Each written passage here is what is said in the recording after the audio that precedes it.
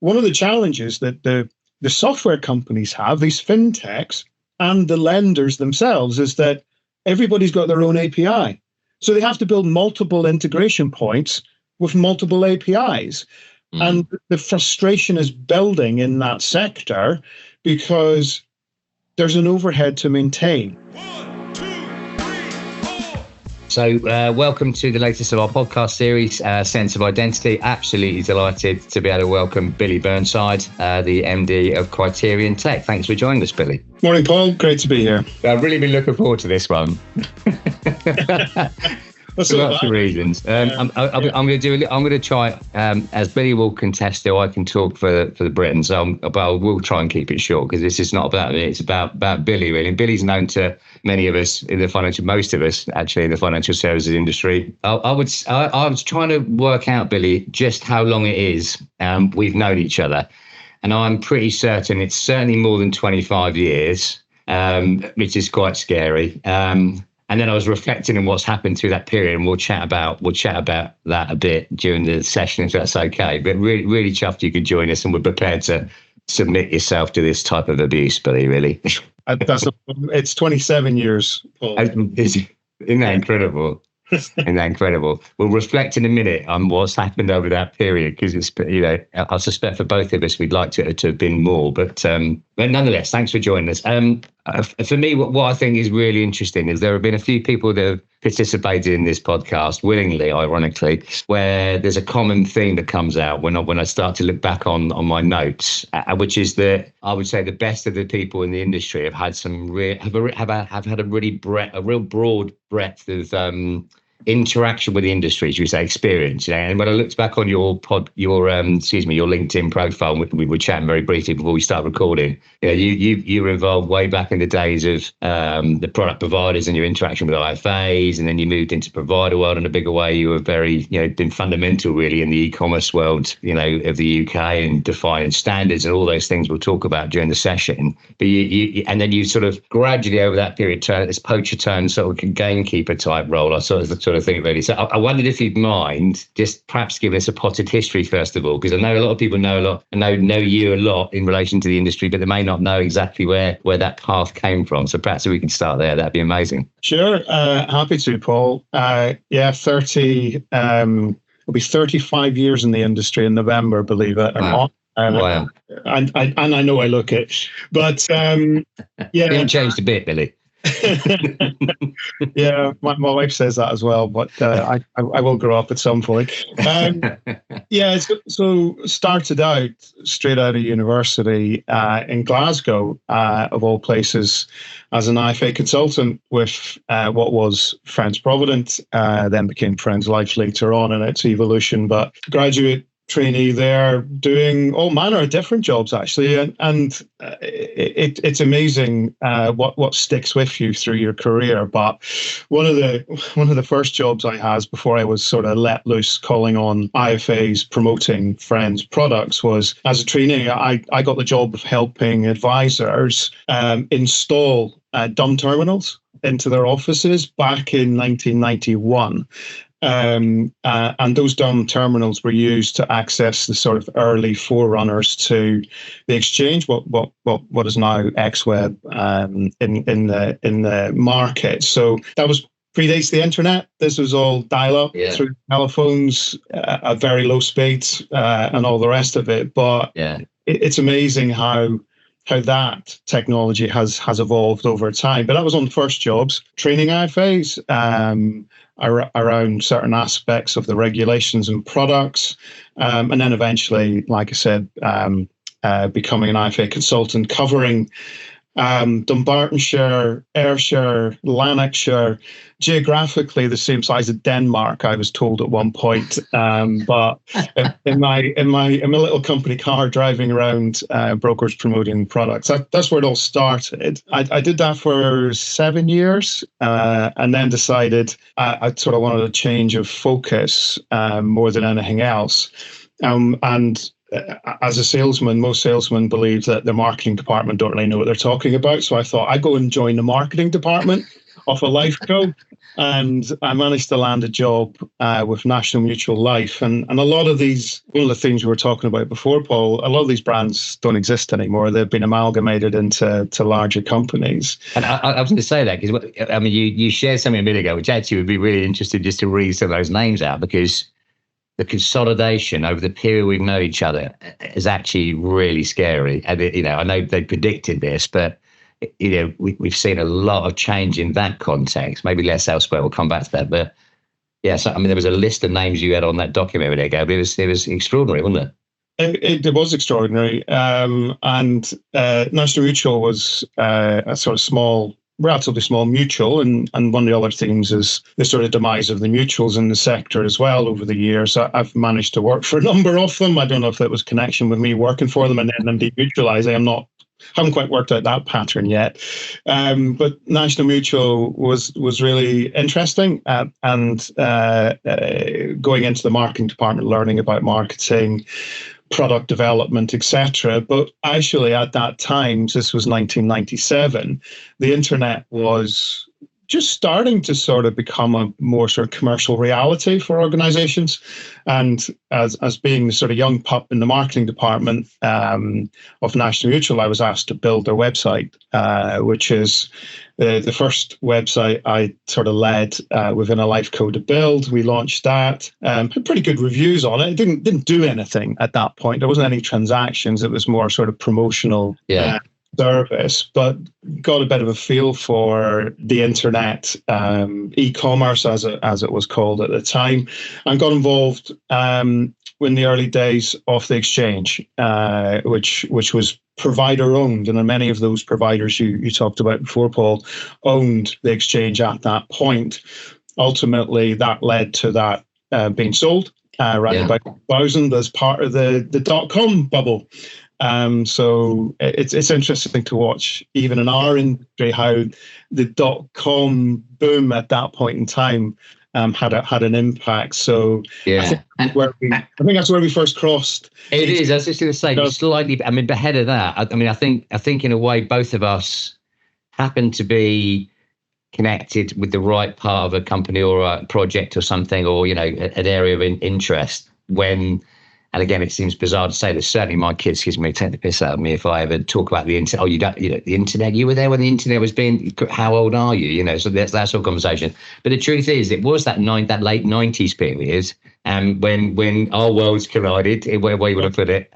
Because we were both exposed very early on to the prospect of that becoming something much bigger. And it seems bizarre to even say that now, doesn't it? You know what I mean? It's just. Just incredible, really. And in a way, a real privilege to have been around at the right time, connected with the right thinking to sort of be involved. Now, the bit, we'll lead into this, I'm sure, but part of the reason I was so keen to have you talk about this is because of this very thing. We've both had visibility, been involved in a market in a world that's seen such extraordinary change. And yet in FS, in financial services, yes, it did and has seen extraordinary change, but not to the same degree. I still look in it and think, well, did financial services ever really actually grasp this in quite the same way that other areas did? And I know you, and you particularly, if I may say so, you were involved in that side of it, and then the e-commerce aspect of that. One as a provider, as a participant in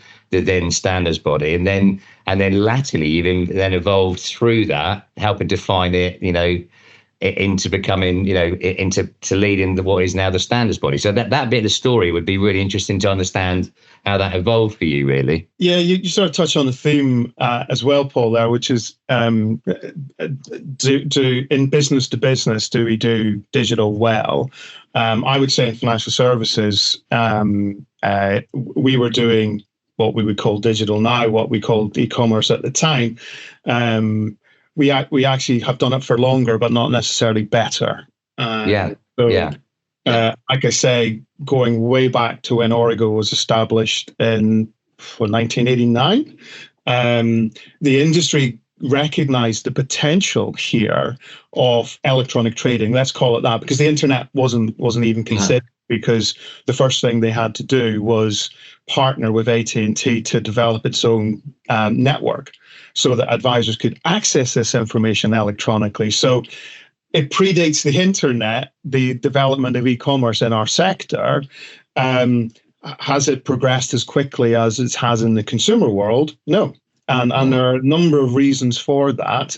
And we'll probably touch on that later on. But it's an interesting transition even at that point, from moving all of that good work that was done to agree early data standards like EDI Commission in 1994. So 30 years ago this year, those first standards were published. They're still used today. EDI as a technology is still used today. It's not all APIs. It's not all. This technology is embedded in a lot of the legacy systems, the legacy providers, and it's still important because each provider faces a business case or cost challenge on when they move technology. And one of the themes I've seen over the years is, while the internet has grown to be a significant distribution channel for providers and advisors, the technology has evolved as well from those early days of EDI, Edifact, Formlink, some of these names back memory, into XML. And XML, was a bit of a game changer for the industry, because that was the technology that was used to exploit the opportunity of the internet at that time. And those standards, there are over 80 standards that we as an organization manage. The vast majority of them are XML based. And I think the ones that we got involved with, that EDI stat is just, what a fantastic time to be speaking about this, just to put 3 decades between when it started and now. And I think the XML piece for us was where we came on the scene. So we were trying to think, right, this new internet thing, is there a way of deploying this? And I think at the time the business that I was involved with was the first to use the standards from memory. I think they published the first version and then moved quickly to the second. The first was never in production from memory. There was something went on, because I remember moaning about it. Yeah, we went through this transition from this private network solution on Formlink and InView to the common trading platform, which was distributed on initially floppy disks and then CD-ROMs. So the technology evolved, but in the advisor space, particularly the CD-ROM update of the common trading platform was a huge. It had a huge impact on their businesses, particularly in rate-driven products like individual protection and annuities, where they could access accurate rate-driven illustrations. And actually, even at that point, using pretty old technology, you could submit business as well at that point. The internet then flipped that to everything being online, the development of PCs, and I was reading stuff recently about this even predates Windows 3.1, and things like that. I mean, the whole evolution sort of collided with, and the internet came, and everything moved online. So you had what was the exchange moved to become XWeb. You had Assure Web, and you had Webline, which is obviously dear to your heart, Paul. And there was a proliferation of organizations who were able to get into this space and create a certain competitive dynamic that I think spurred on a lot of innovation and change within sectors like protection. So it was interesting to watch that and see that evolve. And as I've said, over the years, the technology, the one constant change is that technology constantly evolves. And what we try to do as an organization is ensure that the standards, while we're not quite at the cutting edge, because we're working with large financial institutions who are not known for being at the cutting edge, and I'm sure some of our shareholders and sponsors won't thank me for that, but that's generally where we are. So we've got to make sure that our standards support APIs and JSON, XML, CSV. CSV is a huge part of the industry because bulk data files is really important upload capability. And going all the way back to EDI. So we maintain our data standards across legacy technology and cutting edge technology, and it so. So that actually means history is really important, because we've got to maintain all the records of why those standards changed 25 years ago. So that's the perfect entree. We haven't even rehearsed this. This is just brilliant, mate. We're so insane. But so there were two or three bits you just said there that I think were brilliant. One was, at that time, it appears, when I look back at your career and our interactions, you were obviously at the forefront of a major product provider that was participating in and helping evolve the standards from outside of the organisation as a sponsor, all those things. And that must have been like, that's a bit like herding cats, I would guess, anyway, because, you've got the one or more providers around, the conflicting interests of those providers, et cetera, et cetera. Latterly, you moved back into that circle in a much broader way, in terms of where you are now. But on the journey, and you're quite right, I always think, particularly in financial services, the history and the mistakes that were made and people repeating those mistakes because they don't have an understanding of the history, it's prolific. It happens all the time. People thinking they can do something and not understanding the legacy and therefore the obstacles. So that, I think that's really key. But the other piece was that during your move through, and they were big providers. When your role was big within those providers, you also then got involved in huge consolidation, systems consolidation this time, not provider projects, because by now you have these big companies starting to swallow up these other brands, and each of those brands in their own right are big, had their own infrastructure. I was just wondering, I remember meeting you actually down for breakfast, I think, near Bank, quite some years ago, when you were right in the middle of a project to try and do this for extraordinarily large, if I said yellow brand. and actually, I think you've done well to keep your hair, but that was the next evolution in your career, wasn't it? Trying to actually cope with the upshot of consolidation in brands by way of systems consolidation. Yeah, it's an interesting one. When I left, I had a short stint back at Friends Provident around about 1999, 2000, and then joined Standard Life in Edinburgh, which was really to me the real acceleration in what we were seeing happening in the market. Like I said, there was new entrants coming into the market off the back of the internet. There was a proliferation not just of portals, because a lot of these early services were aggregators of data. That's all they did. So whether that was Exchange, SureWeb, Webline, there were always advisor back office systems, as we're called in the day. They're CRM systems these days, is probably the term you would use.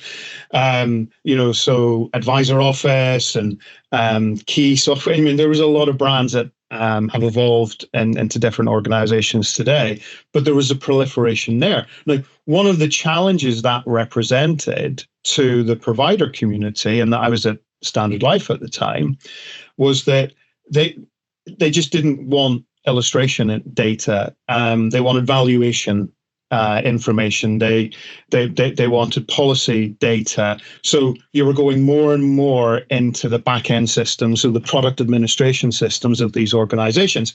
And remember, most of those systems were mainframe systems. So they had certain limitations. They were never designed to be integrated with the outside world for a start. So one of the first things we did at Standard Life at the time was look at, well, how can we, across life systems, pension systems, and investment systems, create a single view of a client? And how do we know that the advisor asking for that information is the servicing advisor for all of the records? Yeah.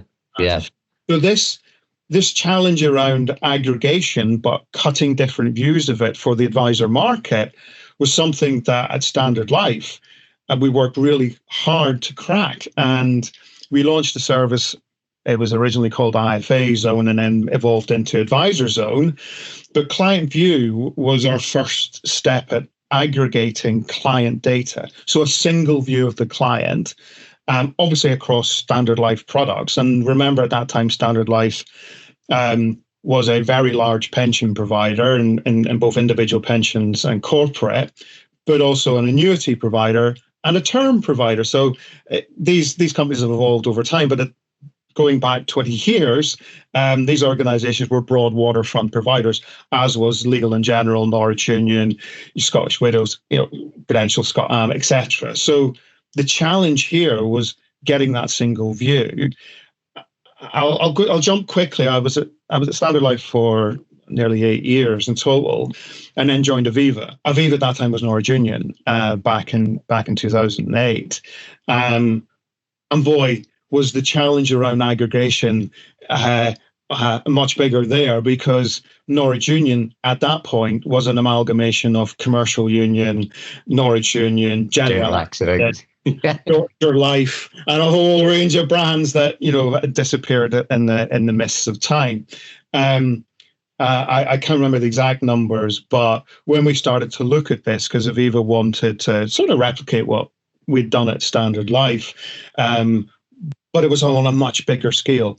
There was over 280 product administration systems we had to draw this client-centric data out of, which was a huge undertaking and actually wasn't feasible.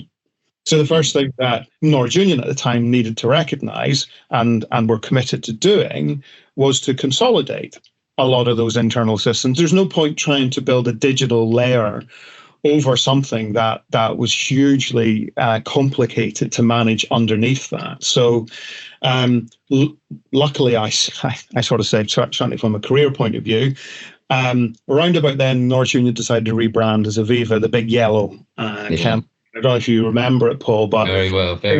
Like A-list celebrities from America, promoting Aviva within the UK, which is quite bizarre at the time. But I remember a number of conversations internally around, well, how do we differentiate between what was Norwich Union and what is Aviva going to be? So what are the brand values? What do we want to say to the market?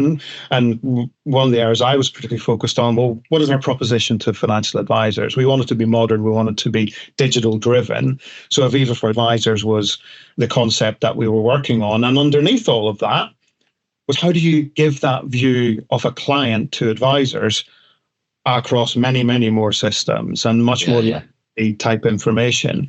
So this was a theme through my career. And at the same time, while we were trying to crack this issue as providers, whether that was at Standard Life and then at Aviva, the industry was demanding data-driven services. So contract inquiry became probably the single biggest development from a data standards point of view throughout the noughties. And I think that was game-changing for the providers themselves, because it reduced a lot of telephone requests, written requests coming in from advisors saying, give me a valuation. I've got a client review meeting next month, with all the paperwork that entailed and phone calls chasing it, to being able to access this data through your back office. That was a game changer, as much as being able to get 20 plus providers' illustrations on rate-driven products like protections and annuities. This shifted it to servicing, and the back book started to open up. Yeah, and actually, in a way, that leads nicely in, because and despite all that change and advancement, progress, you sort of, one of the things I wanted to sort of talk about really was that, what has changed, a lot, but not a lot in a way. So that industry demanding data absolutely makes sense, and you can't serve the customer in the right way, but now the world's sort of moved on. It's now the consumer demanding their data, the entitlement to their data. Actually, the data laws have changed, and a subject very close to our hearts. And yet, as an industry, financial services hasn't moved at the pace that other industries have to serve up that demand, and that where others have. And then for me, that was sort of the next segue, because obviously this leads into, I guess, the transition, the move into leading the Criterion Tec and the standards area, and that how fundamentally that's so important to try and help drive change. But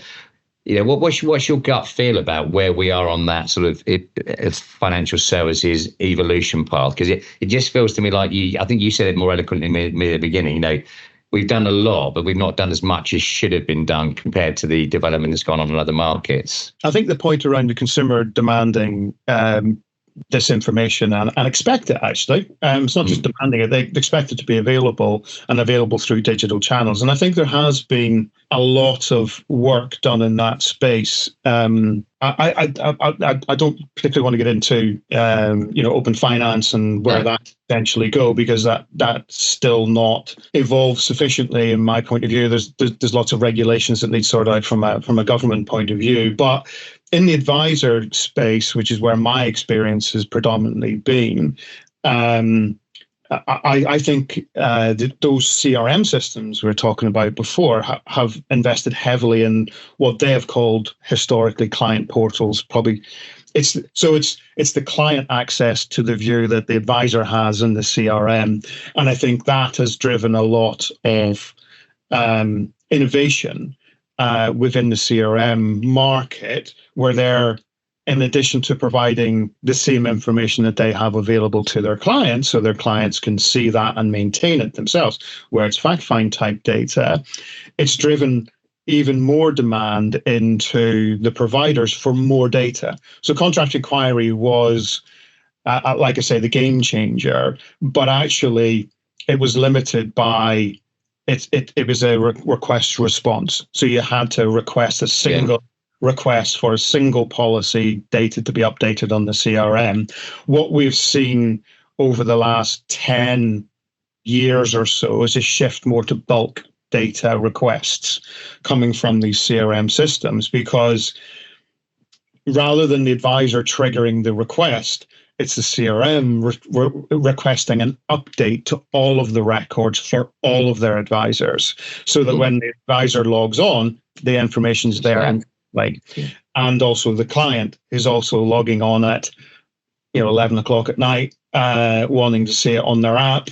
It has to be there. So I think that's been a catalyst to push the industry to provide more data and richer data through the CRMs for advisors and ultimately to clients. So that's why standards like bulk valuations and bulk transaction history are really critical.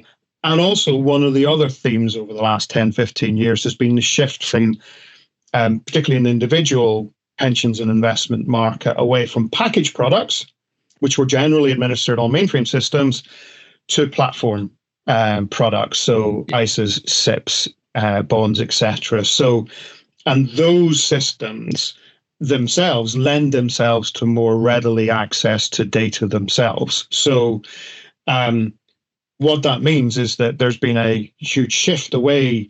Don't get me wrong, contract inquiries is still generating hundreds of thousands of requests a month across multiple providers. We did a survey of some of the providers a few years ago on this. The protection transactions are still in the literally billions of transactions a year. Contract inquiry volumes are starting to drop as the shift is away from package products to platform. It's very difficult to manage volume through bulk because it's everything. So, but what we see is that being embedded and more focus on the data within that to enrich the experience of both the advisor and ultimately the consumer. So that's one of the things, Paul, I would say that we're evolving more towards. I guess the other one is how do we take the lessons that we learned over the last 20 years? And I always hark back to there's a big focus on wealth as a sector now, and that's mostly in individual wealth, which is dominated by platforms. And when I look at some of the other markets where our standards reach across, I've mentioned before, annuities and protection in particular, if wealth could manage to achieve the level of integration and efficiency that's in protection and has been in protection for 20 years, it would transform wealth. Because when you have first-hand experience of it's not just illustrations, but it's new business. The industry has agreed a set of standard occupational code lists. So we maintain a list of over 3,000 occupation codes. We update that regularly. We're in the process of updating that now. So old jobs like Batman, Spider-Man, they always made people giggle. They're less relevant now because there's fewer people working on rigs and things like that. Yeah. But now we've had to introduce things like vlogger. It is a career. People are making money doing that. So, but there's also important aspects to that of making them gender neutral, because a lot of it was policeman. Yeah.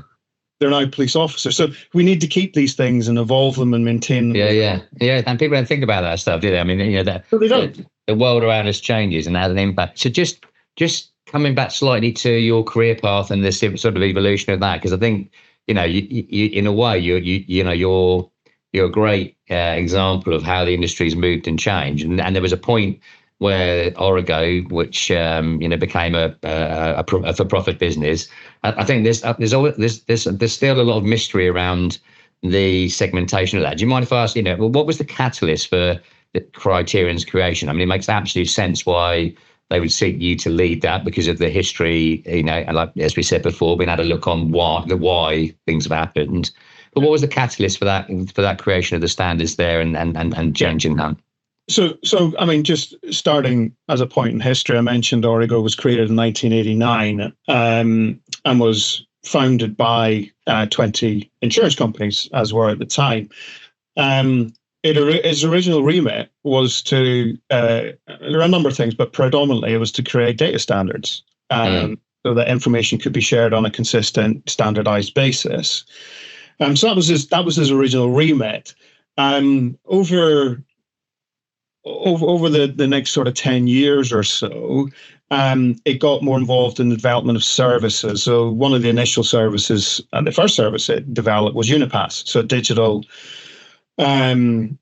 identification service for financial advisors, not for consumers, but for advisors. And again, hugely transformational within the industry.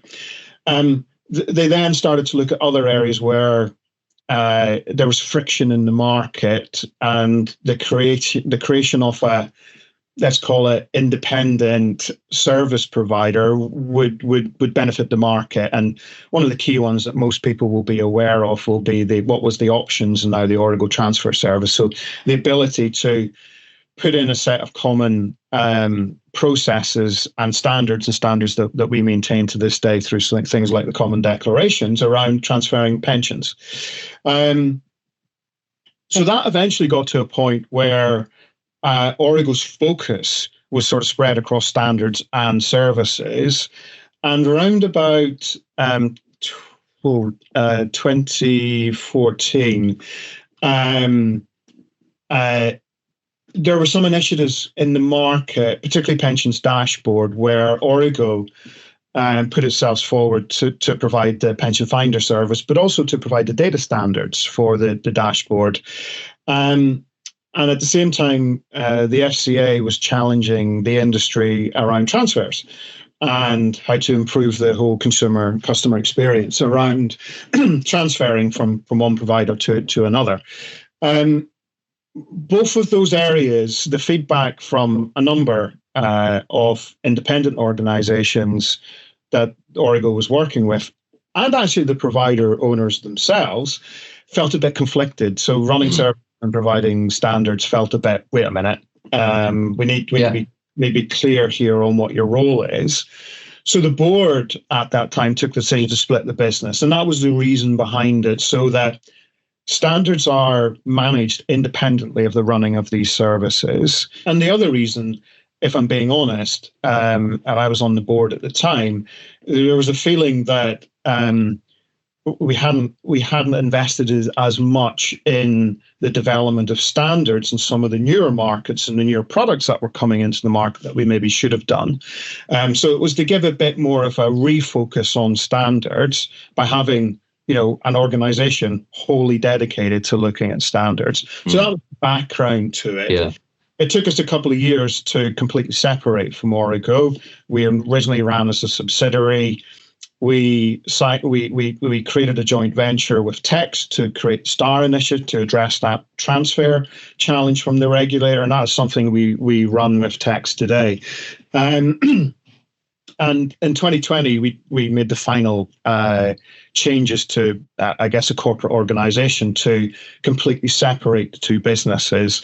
And over the last couple of years, it became easier because of the pandemic, where we weren't working in an office. We had a shared office before, though that's no longer the case and hasn't been for the last 18 months. So we are now completely separate from Origo. We have a good relationship with them. They obviously continue to use our standards to run some of their services, and they are an important organisation in the industry, because the services they provide are sort of vital and wider community.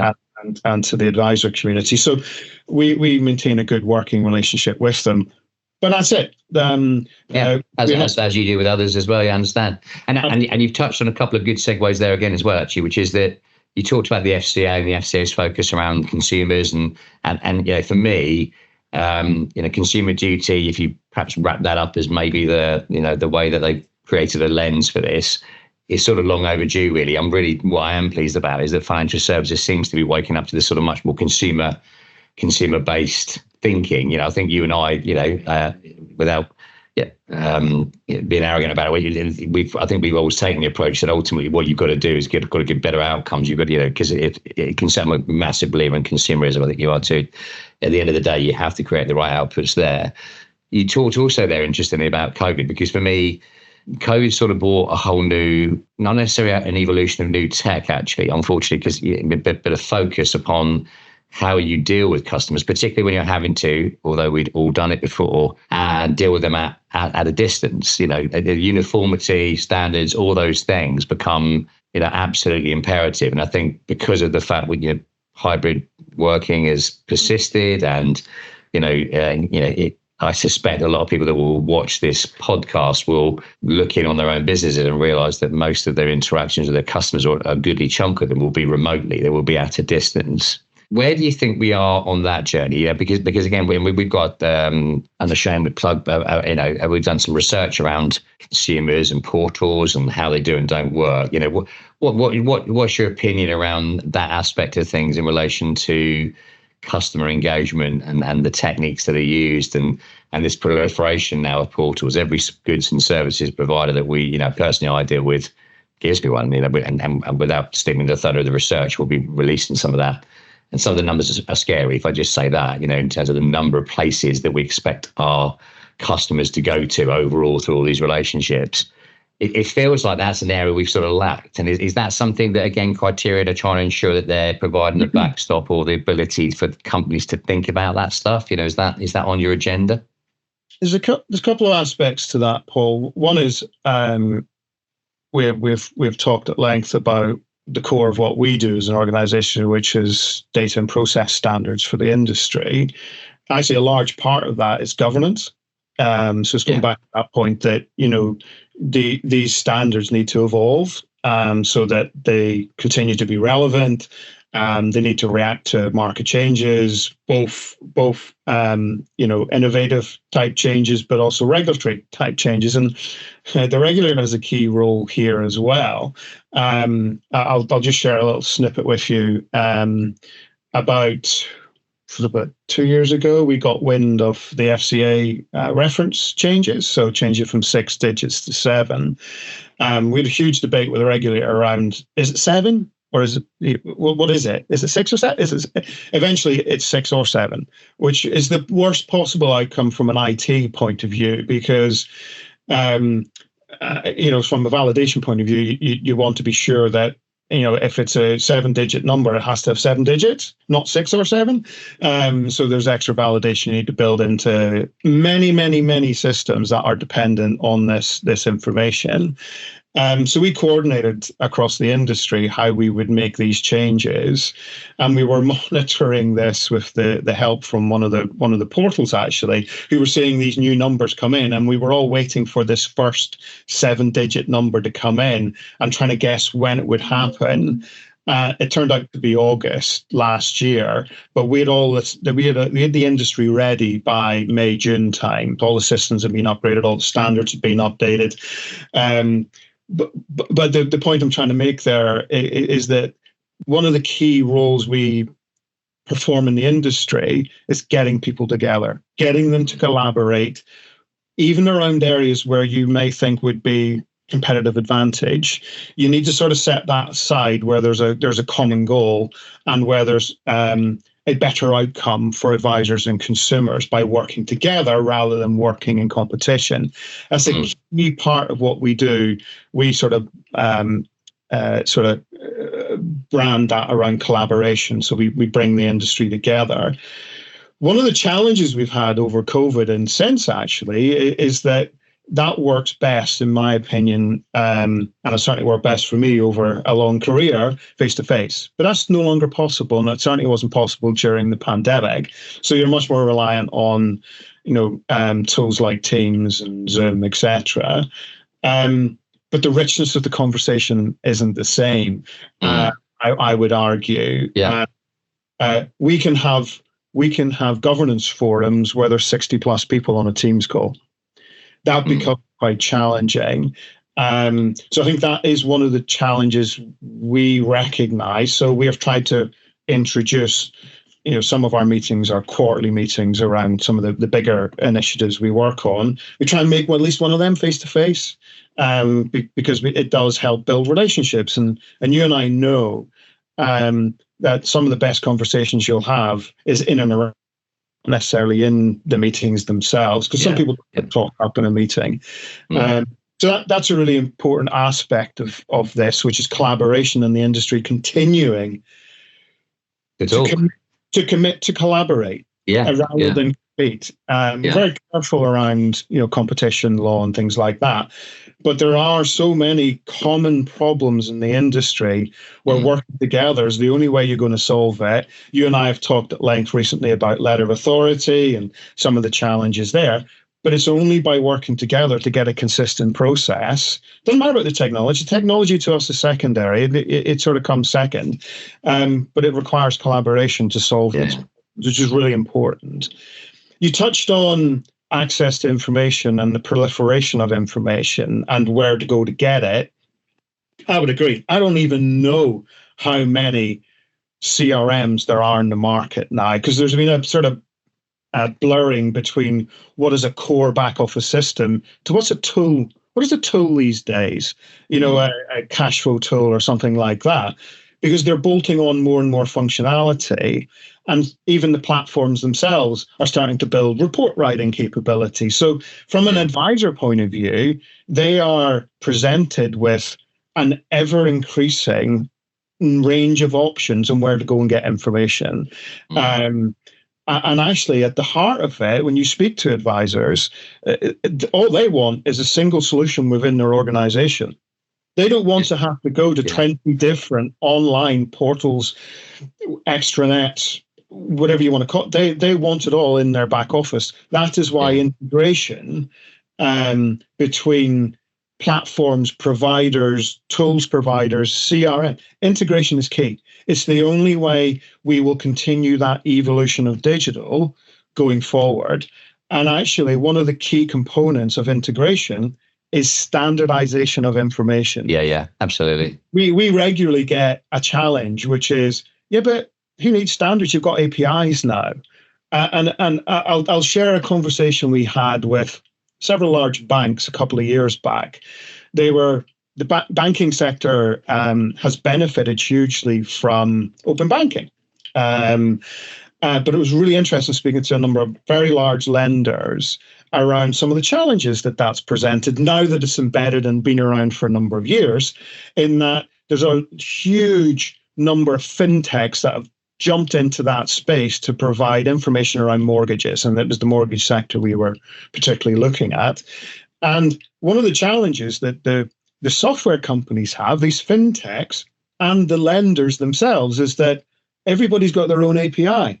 So they have to build multiple integration points with multiple APIs. And the frustration is building in that sector because there's an overhead to maintain. Paul, this is like turning the clock back 30 years. When if every provider had done its own thing on EDI commission, every software company would have had 20 plus interfaces. I know, it's bizarre, isn't it? We've heard it before. Yeah, so going back to one of your previous points, what's changed? Well, nothing and everything. The market's extremely different, but the challenges remain the same. And I firmly believe that the industry needs to continue to collaborate, irrespective of what technology comes around, because we'll evolve the data standards around that. But APIs in themselves are not the answer. APIs that open up systems to communicate and integrate more efficiently are fantastic. They operate best when everybody's operating on the same set of data. Absolutely, yeah, absolutely. But you would expect me to say that. Yeah, no, but you're right. History says you're right. You know, you can go down a lot of blind alleys, can't you? Otherwise, what is quite evident is we could chat about the industry in this last 30 plus years, but way beyond the time we've got in here. But before I sort of close out, one of the questions I always like to ask people that participate, and again, thank you for participating, is amongst all those words of wisdom, all of those experiences, what piece of advice would you give your younger self if you were given the opportunity to look back in order to travel in time? Yeah, good question as always. I think my advice to myself would be take the time to learn about all the experiences that you have, because you never know when those lessons will be useful in the future. I'll give you an example of that. Going back to those early days when I was helping advisors install dumb terminals, little did I know that my career would take the direction it did.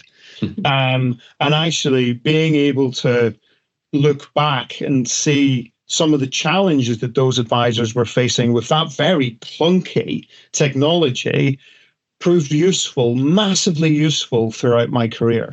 So take the time to learn from the experiences that you have. Don't think they're irrelevant. Learn the lessons. Yeah. Every lesson in life is valuable at some point. Yeah, and that's a really good one. Listen, apart from the fact, by the way, your memory, I'll be using this personally, this captured video as a reference point for dates, because you one thing I've got, you reeled off dates like you just, I had real trouble with that. But certainly you've made my career better in FS. So listen, thanks so much for participating. I really appreciate it. And I hope we'll do a follow-up to this. Thanks, Billy. That's fantastic, Paul. Thank you.